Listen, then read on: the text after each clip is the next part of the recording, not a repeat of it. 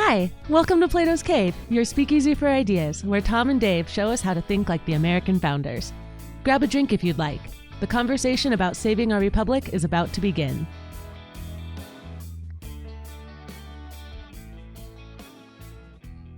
Well, Dave, we would be remiss if we didn't talk a little baseball because there's some historic things going on. There are. And it happens to involve my New York Yankees, but I would actually be excited about this even if it was someone else on some other team. Mr. Aaron Judge is he's sitting at 60 home runs. That's the famous record held by Babe Ruth. One more and he will tie the record set by Roger Maris in 1961. For those who are not baseball nerds here, I'm just going to give the quick lowdown, dirty, right? In 1927, Babe Ruth hit 60 home runs in one season. And that was a remarkable, unprecedented thing. That record stood from 1927, 60 home runs in a single season, all the way until 1961. Think about that, 1927 to 1961. And it's easy to remember Roger Maris broke the record by hitting 61 home runs in 1961. It's also a great movie called 61. If you haven't seen the movie, have you ever seen the movie? I did not know there was a movie.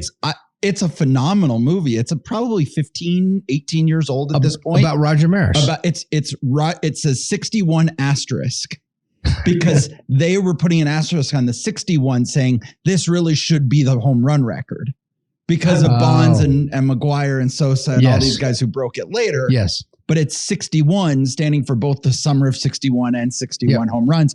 And it's the story about the relationship between Roger Maris and Mickey Mantle as they're going through that historic season. I have to. It is absolutely phenomenal. I thought you probably would have seen it 20 times. I haven't even heard of it. I didn't. This is how much I live in Plato's Cave. Like I didn't even know this movie existed.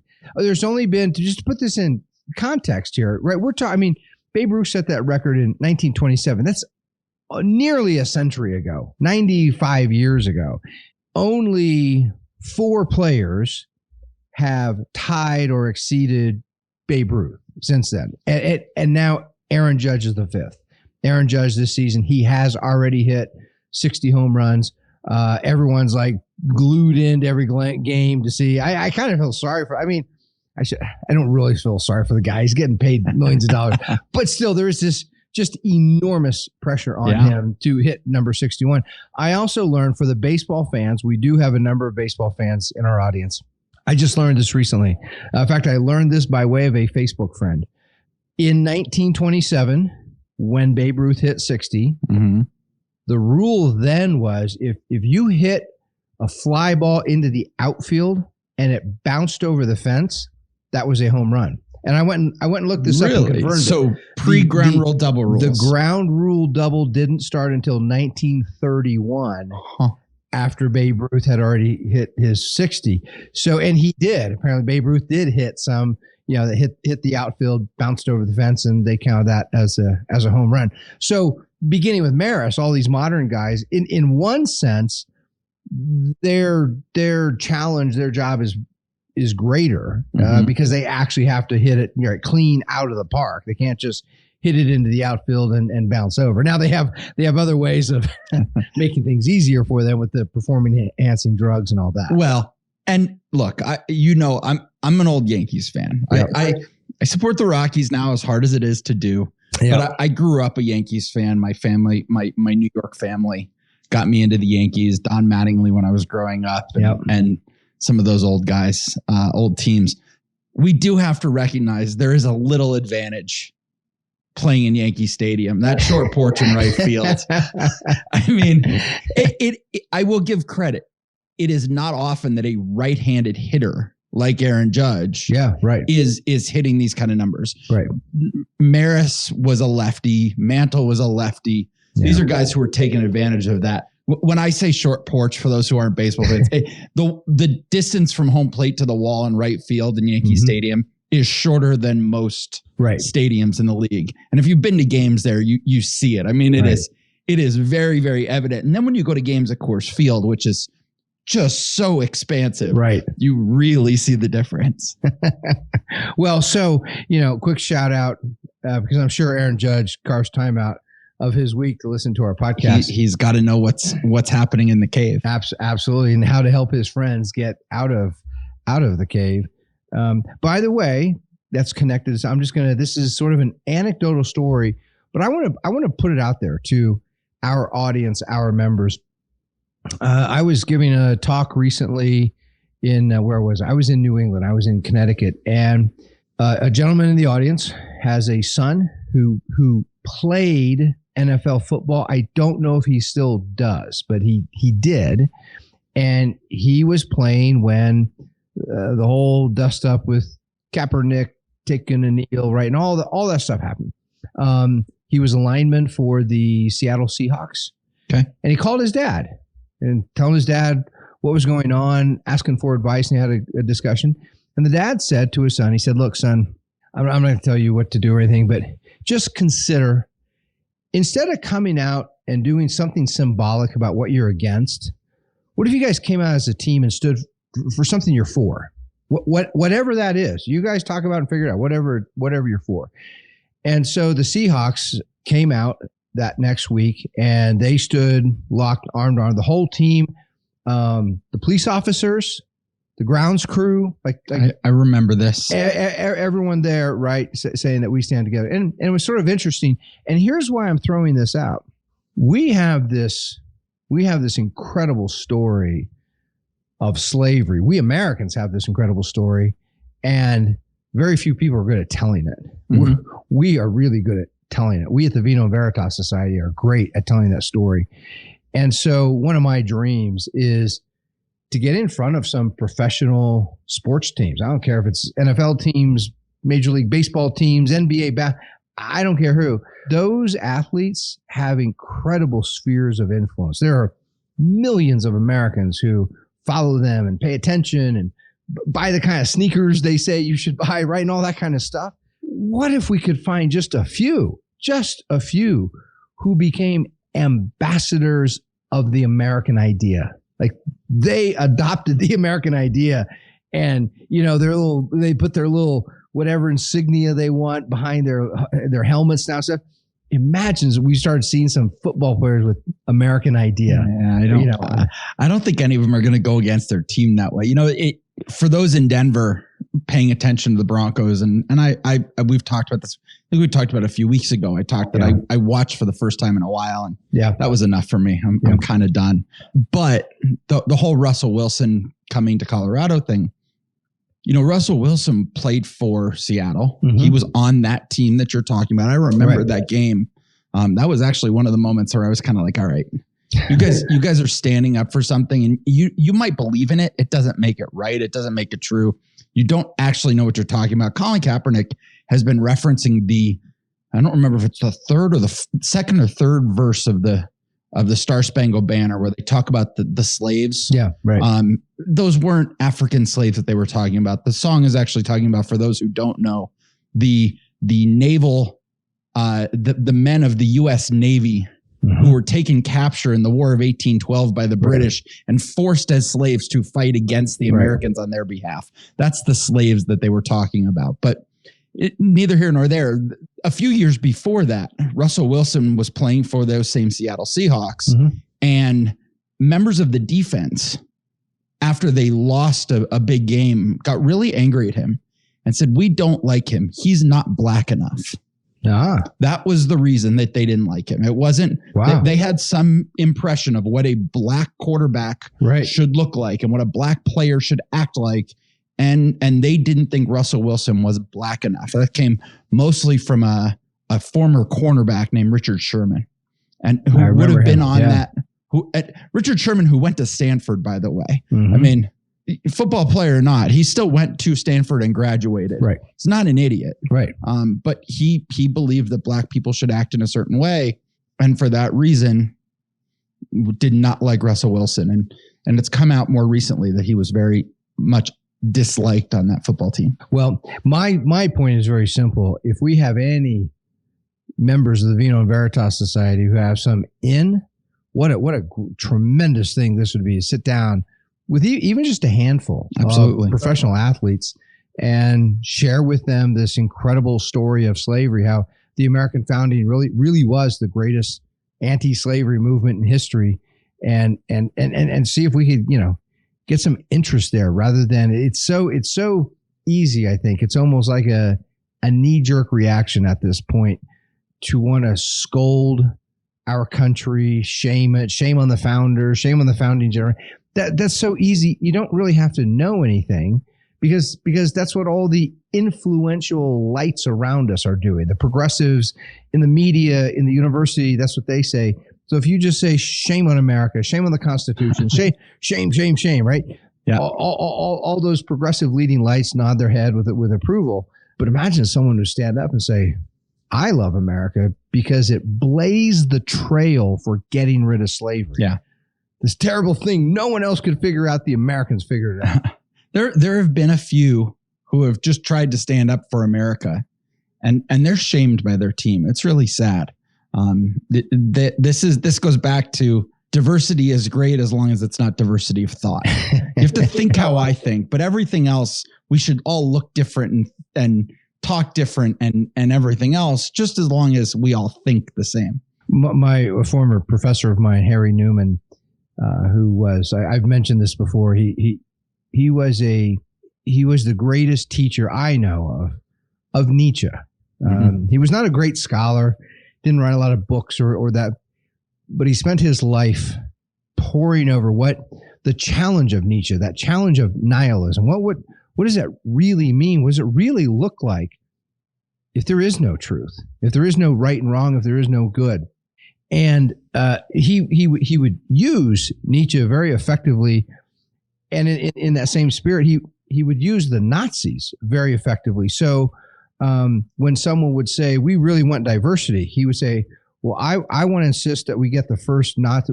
If they're talking about diversity among the faculty, he'd say, okay, where's the Nazi member of the faculty? Or student diversity. How many Nazis are we admitting next year, right? And not that he didn't actually want Nazis there, but he's trying to make a point, right? You say diversity, that would be a really diverse thought. On most college campuses, to have an actual Nazi come in? Would it? Well, would it? I mean, come on, really? Yeah. You and I are more diverse in thought than most Nazis would be on college campuses. Yeah, you're right. Today. I caught myself as I was saying that. Certainly, from the point of view of ordinary faculty members, they don't think of themselves as Nazis. They think they're 180 degrees opposite. From their point of view, it would be this tremendous shock.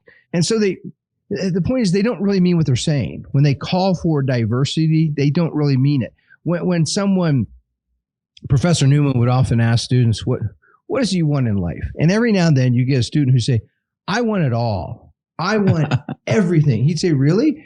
Do you want to be one of the prison guards at Auschwitz who pushes the button to release the poison? Because that's part of all. Yeah. That's part of everything right? And what he was trying to do is in a goofy way, remind us that when we say things like we want everything, what we want is everything that we think is good. Right. We don't really want everything. We want everything that is good. We want diversity within certain parameters, right? We don't want diversity outside of those parameters. We want everything that makes us feel good. Yeah. That's really what progressives want. Everything that makes them feel good, feel positive, feel better about themselves. Yeah, it's true. And, this talk about professional athletes and others, I mean, they're just there's no reason really to pick on professional athletes because they're actually more intelligent people. Let me put it this way, there are people who are more schooled than many of those athletes who should know better. They should, if they were paying attention in the classes they took, they ought to know better. And yet they're very quick to denounce America, to shame America, to suggest we should either just reject America wholesale, just reject it and replace it with something else, or we should be redefining it, transfer. I think President Obama put it this way, that we should fundamentally transform. Right? Fundamentally, it should become something else. And it raises this great question about, we could put this in numbers. What is America right now? What actually is America? What was America founded to be? What was it from its beginning? There are directly related questions. When progressives say they want to transform America, what is the thing they think they're transforming? What is it they think America is right now? And what is it they want to transform it into? What is their goal? You could ask the same question of conservatives. What have they conserved over the last century? What have they actually conserved? What did they want to conserve? If you could go back and ask the early conservatives, if we could ask William F. Buckley today, hey Bill, when you were launching National Review magazine in the mid 1950s, what is it you wanted to conserve? What did you think that you were conserving? What was worth conserving? Right. And so it raises all of these questions really point at the same thing. Like what has America been and what is it right now? Another form of this discussion, I see this almost daily. Progressives love to talk about our democracy. And I mean, it's a very prominent theme. If you doubt me, just turn on CNN for 2 minutes, and you will hear all this over the top rhetoric about how we're in risk of losing our democracy.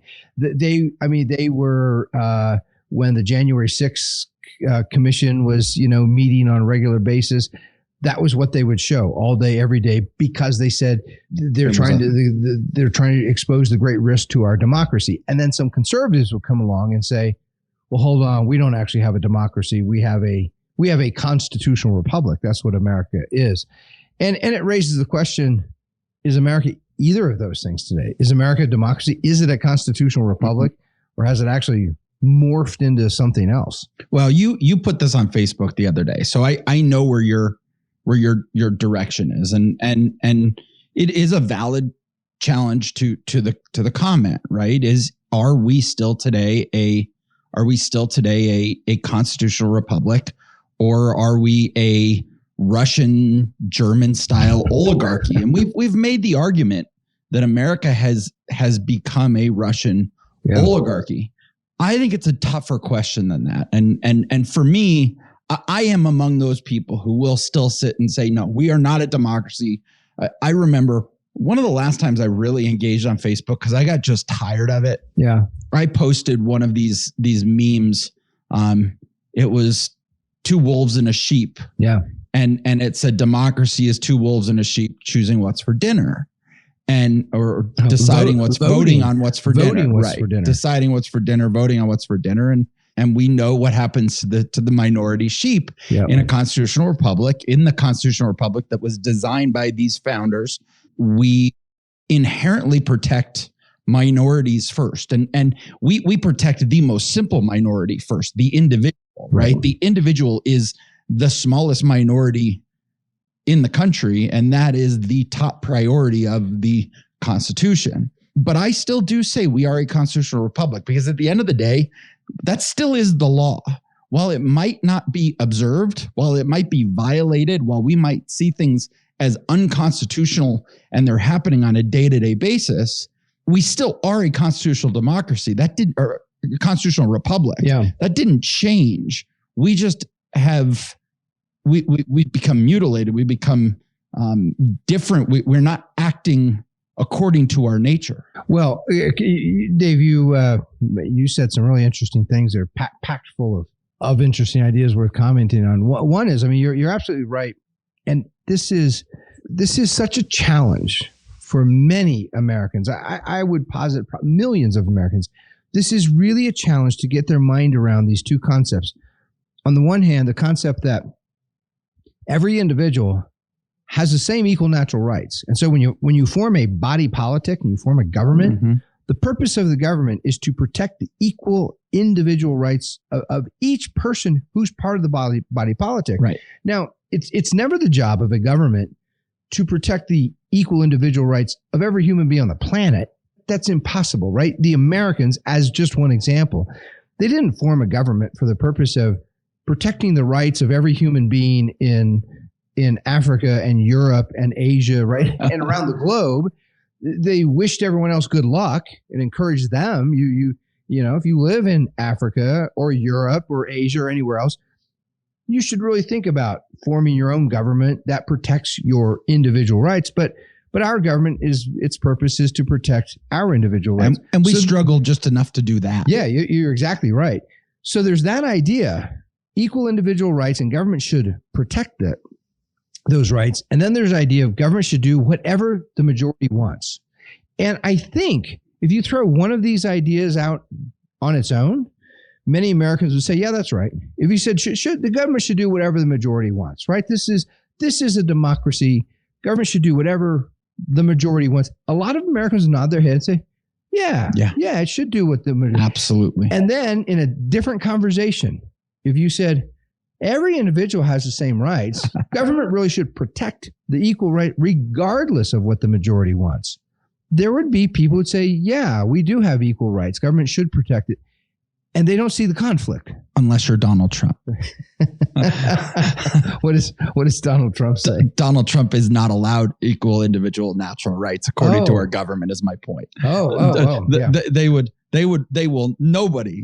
Nobody on the left is going to say everybody should be treated equally under the law and all of that. I mean, they would like to believe that to a certain extent, right? They might not act that way, but the left would generally say, oh yeah, we should treat everyone equally under the law.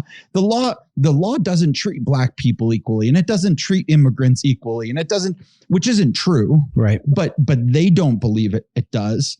They would say, yeah, everybody should be treated equally under the law, except for Donald Trump. Well, Dave, he did say rude things, and he tweeted some really stupid tweets, some of which were incoherent.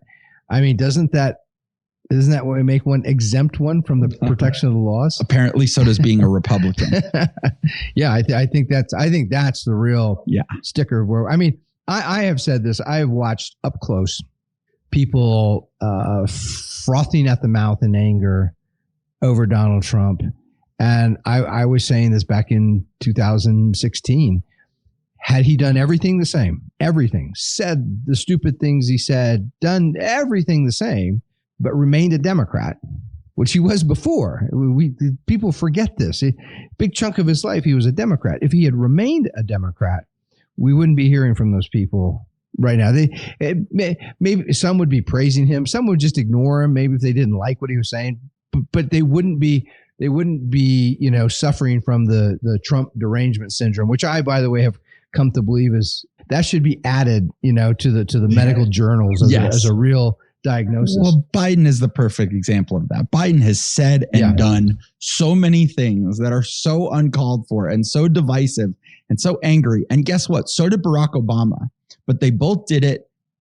Obama did it as this great orator. So he's been claimed. I never thought he was that great of a speaker, but he has been deemed this great orator. He's a great reader of a teleprompter is what he is. Sometimes. I say that as someone who I've spent 30 years speaking publicly in all kinds of different venues. No, I've not been elected president of the United States, but I do a lot of public speaking. And I never bought it either that he was this great rhetorician or orator. But in the case of Joe Biden, for those who forget, just a few weeks ago, you quizzed me on you read to me some. These were real quotations, and each one either came from Biden or Trump. And I tried to pick, and I did miserably. I think you were like, you missed like 13 of 15. Yeah. That's how, and half of them sounded exactly the same. Right. You said, well, the first one was Biden, so this one has to be true. I mean, they were the exact same things. Yes. No, that's absolutely true. So, the other thing you said, I wanted to. Sorry, I derailed that pretty. Oh, that's pretty okay. far. I want to encourage our listeners to think about these things. I'm a student of political philosophy and spent a lot of time with the ancient thinkers, especially the Greeks, Aristotle, Plato.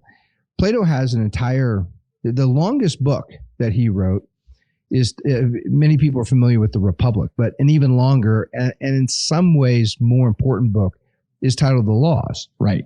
And he raises this question, what is the law? And he ends up giving this it's a long, complex book to work your way through. But you mentioned that, we're still a constitutional republic because it is the law. The Constitution is the law.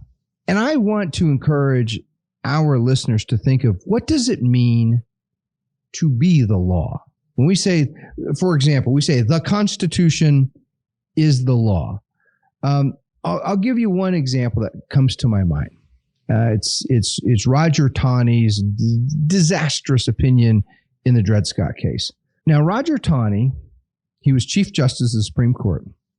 The case at hand was a case of a black man who had been held as a slave in the slave state of Missouri. Mm-hmm. Slavery was legal. You could buy and sell slaves in Missouri, and he was slave property under the laws of Missouri. He was taken into the free state of Illinois, where slavery was illegal. There was no slavery. You could not legally own a slave in Illinois.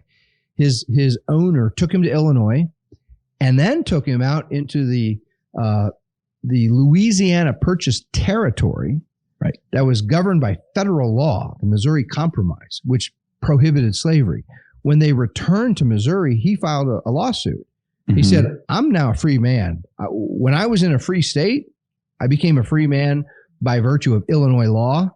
Then when I was out in the federal territory, I became a free man by virtue of federal law. Mm-hmm. So me being held in shackles and basically imprisoned, this is wrong. He sued for his liberty. This case reaches the Supreme Court. Don't lose where you were going. Okay. You're going somewhere, but I want to point that out to people. We talk about, you were just talking 10 minutes ago, America is the greatest anti-slavery movement in history. That's right. Name another regime in human history where a slave could file a lawsuit for his freedom, and it would be heard not only by just a judge, but it could be appealed all the way to the Supreme Court of the United States. I mean, look, this week is one of the holiest weeks of the year for the Jewish religion. Right. We had Rosh Hashanah.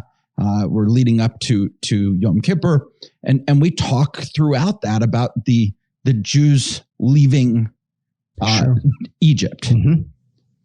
If you were slavery, right? But here's one thing Jews couldn't do. They couldn't file a lawsuit, right, and go make a legal argument to Pharaoh. Pharaoh wasn't listening to any legal arguments, but you could in America. And even I'm about to beat up on the Supreme Court and this infamous judge, but this is also part of the American story. That case, as bad as it was, that was in 1857. It was one of the matches that ignites the Civil War, which starts only 4 years later, and a few years after that, Americans passed the 13th Amendment, which abolishes slavery, and then the 14th Amendment, which overturned Dred Scott. Overturned the Dred Scott decision. There is some learning to be done that we should do at some point. Yeah. That between that and the recent Dobbs Roe v. Wade. Yes. There are some serious connections. Absolutely. There. And that's definitely worth a conversation. And that's where my mind was a little Freudian slip there. But back to Chief Justice Roger Taney. Now, he said in his written opinion, he said, as judges, we are bound by the original meaning of the original words of the Constitution. Mm-hmm. We judges cannot twist the Constitution. We can't pretend like it means something it doesn't just because we prefer it. He gives this beautiful explanation of originalism. In fact, he points out, he says, look, if you Americans, if you want your Constitution to mean something different, there's an amendment process. You are free to amend your Constitution and change the meaning of your Constitution. But as long as it stays the same in words, it's the same in meaning today as it was when it was written and ratified. And then he goes on and completely lies about what the Constitution means. Roger Taney does. Roger Taney did. Right. After saying we're right, we can't just change it. He went and changed the meaning. Right. And he makes these ridiculous arguments how black human beings were never viewed by anyone of the founding generation as human beings. They were only viewed as property. And so the property clauses, the clauses that protect property, like in the Fifth Amendment, that applies to slave owners who own slave property. It doesn't apply to the slaves, to any property that they might own, things like this. And so it raises a question when you have a law, and especially when over long stretches of time, not only citizens, but the government itself, those in government, either ignore the law or they bend it and change it to mean the opposite of what it actually says. Is it still the law? Mm-hmm. Like, what does that mean to say the Constitution is the law when many lawyers, judges, right, lawmakers, legislators, members of Congress, what they think the Constitution means is something opposite from what the Constitution actually means? Is the Constitution still effectively law? So I want to respond to that, but I did you an injustice by summarizing the opinion that you put on Facebook in a very, very brief and poor job. So you're going to argue, I believe that no, we're not. I mean, right? You would make the argument that when we have stopped, and we've talked about this on the podcast, when we have stopped, when we do butcher the Constitution the way Roger Taney did, when we create large bureaus the way the progressives have over the last 150 years, when we've done all of these things and we act the way we do, we are no longer a constitutional republic. And that's why we make the argument that we are today more like a Russian oligarchy than a constitutional republic. And that's the argument I made. I said today, right now, if you were just an observer, if you just looked at this regime called the United States and how it operates and who has power, how they get power, and how they exercise power, you would conclude this is an oligarchy of unelected bureaucrats who work in tandem with an utterly corrupt crony political class. Mm-hmm. But it's not a self-governing constitutional republic. We don't decide what our government is going to do, or to a large degree, we don't even decide who's going to be in the government. The government decides who's going to be in the government. No, you're not alone in this opinion, obviously. Right. We've talked in the past. We even did a case study at one point featuring Angelo Codevilla. Mm-hmm. He's made this argument. We've seen recently on American Greatness, amgreatness.com, your old Michael Anton, mm-hmm. An old coworker of yours, an old peer of yours. I still see it a little bit differently. And I see it as we're human beings. We're messy. The founders, I'm going to try to channel my inner Benjamin Franklin maybe a little bit, or James Madison, Alexander Hamilton. The founders knew we were messy. The founders probably all would have predicted something like this was going to happen. At the end of the day, we don't stop being a constitutional republic just because we stop acting like it, because to stop acting like it is human. It's in our nature to veer away from things that don't feel as good. It feels good to have somebody looking over us, a bureaucrat saying, I'm Dr. Fauci and I know what's best for you and I'm going to take care of you and you're going to be okay. Right. I mean, that's in our nature. And we have this whole, as human beings, this ability to reason is our way of fighting against that nature sometimes and going against our instincts. But our instincts are to do things that are kind of messy and not very good. I think the 13th and 14th Amendment are proof that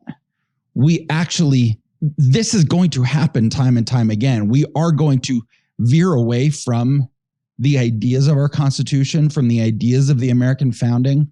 But we as human beings also possess the capability of restoring it. Now, I don't know what that's going to look like. I don't know how. Today is so messy and is so bad. And we have people lording over us for power and wealth that I don't know what it's going to take to get that back.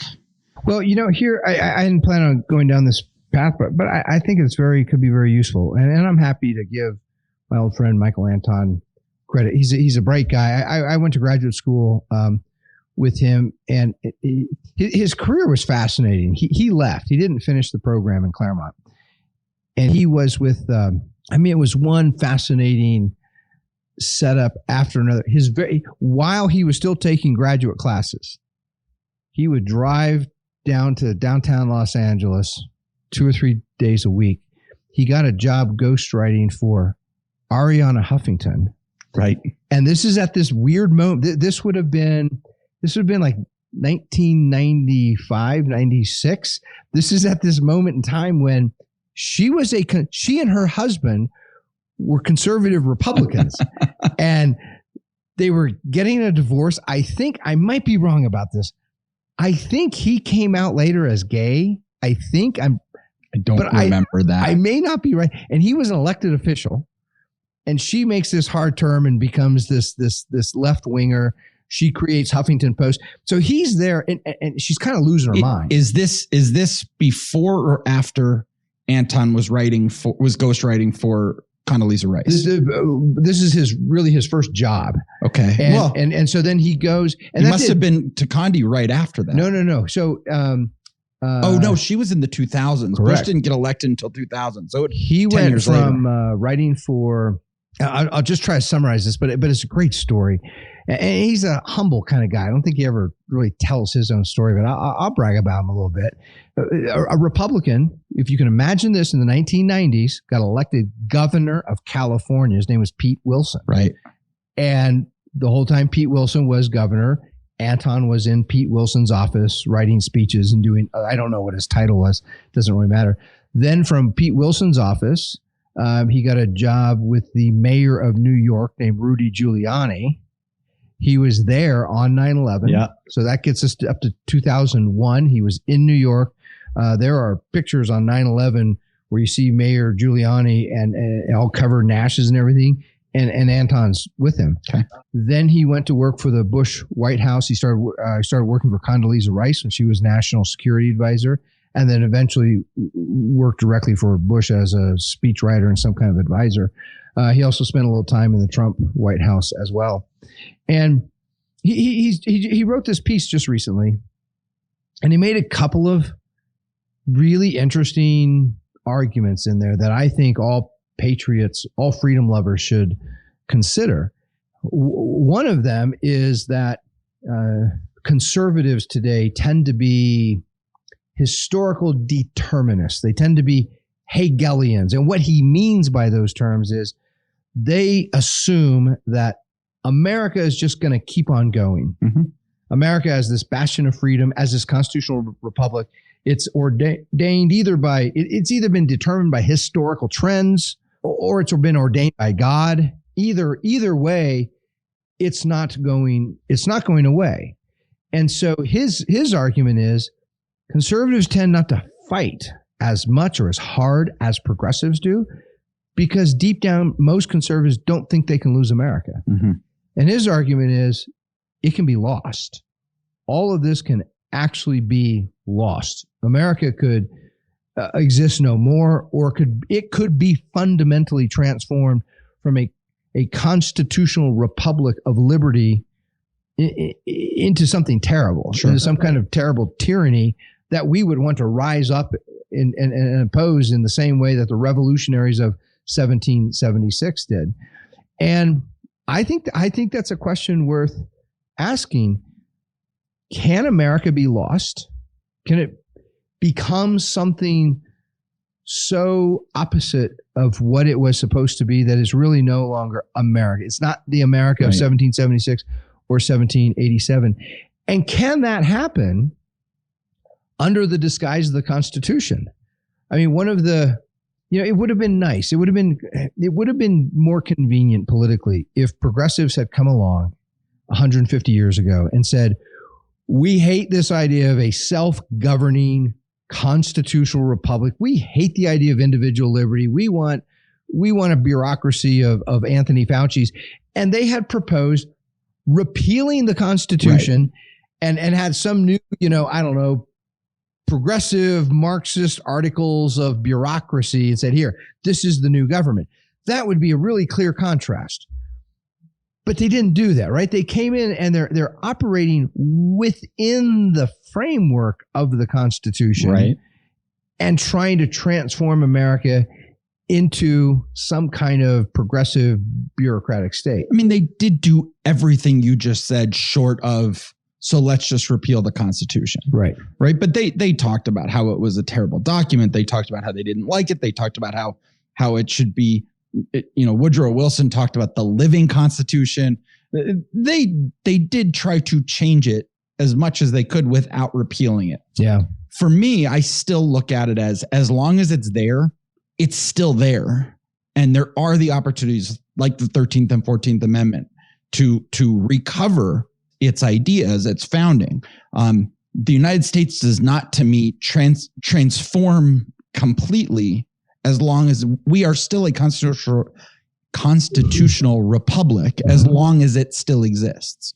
And I say that for reasons, the same reason I've always said that the Constitution alone is what prevented a Holocaust, lack of a better word, a Holocaust against minorities, an ethnic Holocaust, not against Jews, but against blacks in this country 100 years ago. Right. We would have been there had it not been for a Constitution. Yeah. And I still think today, I think that Constitution would still prevent that from happening today the same way it did 100 years ago. It might be a little more messy. Yeah. But it's still there to protect just enough. These are deep, heady waters, and this is one of the challenges of being a free, self-governing citizen, is thinking through on our own. And this is a great challenge, because my fear is growing numbers of Americans they don't want to think on their own. They don't want to think at all.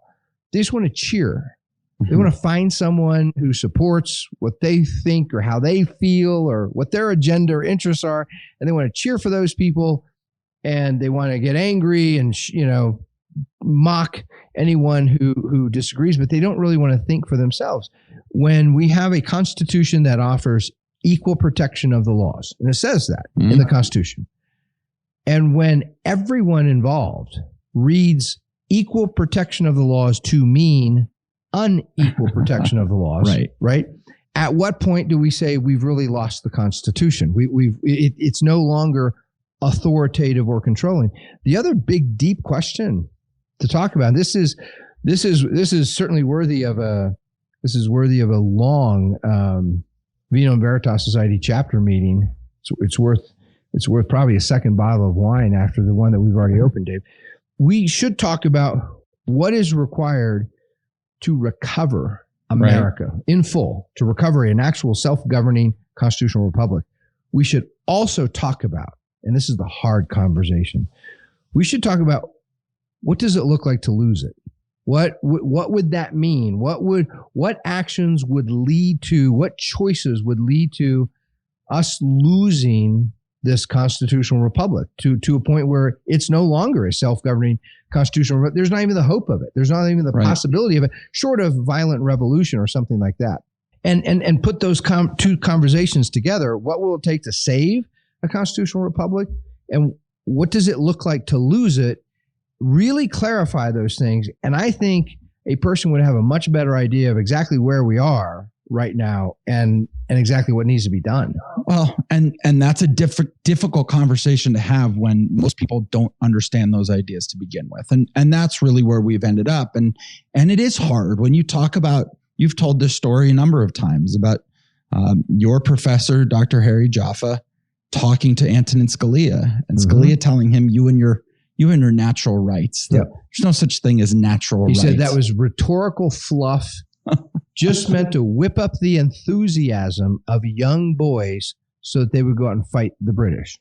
So what do you do with that? I mean, that's where I get concerned. That's when the constitutional republic is gone. When you interpret the Constitution as a bunch of lies, as a bunch of rhetorical fluff, when it's not real, when it's not, you can't have law in rhetorical fluff, right? If you have law and rhetorical fluff, then everybody's a criminal. Right. So that's sort of how the progressives are acting today. Yeah, no, it's absolutely true. And we've lost, the founding emerged from a set of ideas, a set of principles, a set of rational, self-evident truths that were moral and political truths. These are truths that have really important moral and political implications. And it all revolves around human nature. It springs from, it emanates from human nature. You can study human nature and and understand a lot of these ideas, a lot of these principles. And we're so far removed intellectually from that kind of thinking. The Constitution, in several places, offers protections for persons. Persons, that's the word that's in the Constitution. Now, unfortunately, the Constitution offers no glossary. There's no right? You can't turn and say, well, what does a person mean? It doesn't say that. So it leaves it to us, the citizens and judges and lawmakers and others, to use our natural reason and reason about what is the difference between a human person and a non-person, whether it's an animal or a piece of property or something. What are the characteristics of human nature? And so many among us are so tempted, rather than actually thinking that through, they just want to leave that to the experts. Well, whatever the experts say is a human being. And of course, if the experts say certain groups, and in the period prior to the Civil War, it was the experts are saying black people they're not really human. They might kind of they might resemble human beings, but they're really subhuman. They're not. Let's just clarify. Some experts, not some all experts, right? I mean, it wasn't like there was this unanimous agreement that consensus that all black people were not human. In the Germany of the Nazis, the same kind of phenomenon. Some intellectuals, academics, researchers said, well, there are these populations of Jews and other people, and they're really subhuman. They had a really hard time defining exactly what they are, but they said they're not human. Whatever. Right. And so the laws and moral principles and traditions don't really apply to these groups. There's the challenge, right? If we're going to have fundamental laws that offer protection for persons, we need to be able to think clearly about, human nature, what a human being is. And that's part of the work of being self-governing citizens. And when we see anybody stand up and say, well, that group of people over there, they're not really people. And so we can use them or dispose of them or make them perform our tasks for us however we want. It requires some of us to stand up and say, no, that's wrong. Because those are persons. Those are people. Well, so I guess the solution to what you're talking about, right? I go back to your Facebook post. Yeah. I go back to that idea of can we still be a constitutional republic? And there are conservatives out there who say, hey, we're not a democracy. We are a constitutional republic. Yeah. Again, me as one of them. I do that constantly. I still believe that. What's the answer? What's the solution? I think the answer and solution is, if you're going to say that, know what it means. Don't just think, oh, I'm going to sound smart. Somebody taught me once that we're a constitutional republic and democracy is bad. And I think a lot of them know the pitfalls of democracy, right? Mm-hmm. We have talked ad nauseum, and I think a lot of people do understand the pitfalls of democracy. We democracy at the end of the day is a mob. Right.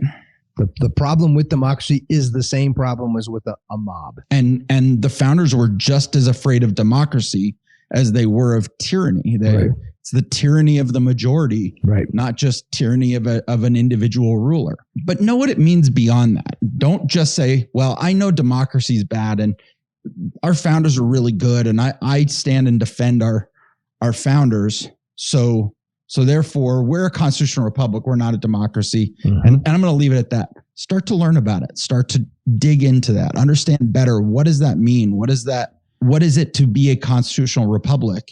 And if you are a constitutional republic, learn how to talk about it. Learn how to preserve it. Learn how to tell your friends about it. Learn why that was so important and what the founders talked about. That's critically important advice. And as growing numbers of people learn what a constitutional republic is, what the proper purpose of government is, they should then take an extra step and demand that from anyone they're going to support. So the political class who's out there clamoring for their money, for their votes, right? We need growing numbers of this. Doesn't work with a small number of citizens. We need large number of citizens saying, you want our votes? You want our money? Stand up and show that you understand what a constitutional republic is, what the proper purpose of government is, why equal protection of the laws means equal protection of the laws, not dividing citizens into arbitrary groups and treating different groups differently. Show us that. But this is the challenge, right? Because what you and I are talking about here, we're talking about people standing on principle and demanding others represent and act on those principles. That's really different than sort of the cultishness or a cult of personality, right? Cheering for one person, right, one guy, because that's your guy, and he's our guy, and so we're going to align with anyone who supports our guy, and we're going to hate anyone who opposes our guy. That's not the same as standing up for a principle. It's interesting because so many conservatives have started doing that. The Democrats have been doing that for 100 years, right? Mm-hmm. That is nothing new in the Democrat. Forget 100 years, almost 200 years since the party's founding. It started with Andrew Jackson as a cult of personality around Andrew Jackson. This is not new. FDR was a cult of personality. JFK, LBJ, Obama, Clinton, Stephen Douglas, John C. Calhoun. I mean, these were they were all cults of personality. I don't think it was always that way among people who we would deem patriots today.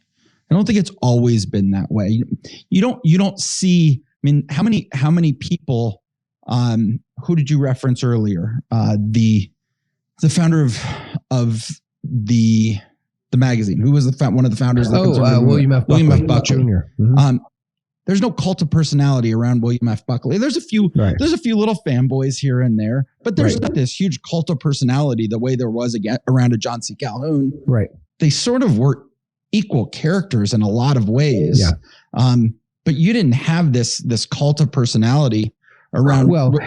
You can go all the way back. George Washington. So, George Washington, Dave, is just another example of this.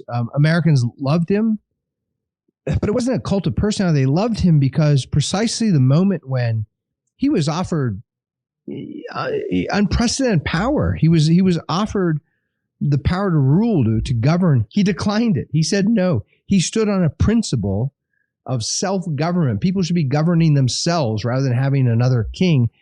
And that's why people loved it, because they demanded that from the people that they were going to support politically. That's where we have to get back to.